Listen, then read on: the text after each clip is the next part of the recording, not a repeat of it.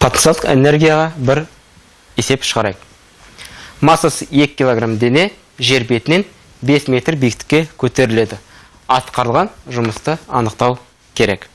Енді жұмыс пен энергия арасына байланысты білеміз. Жұмыстен потенциалдық энергияның айырмасына. Бұны ашып жазатын болсақ, соңғы потенциалдық энергия минус бастапқы потенциалдық энергия.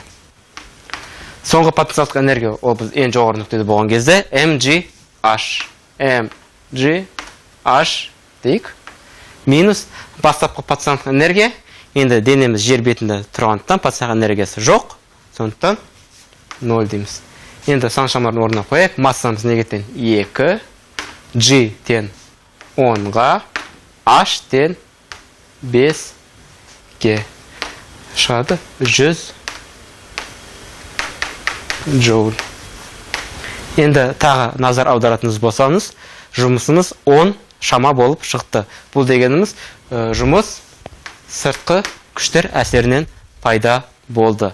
Ал егер жұмысымыз минус болған жағдайда, жұмыстың пайда болу себебі ауырлық күші болу еді.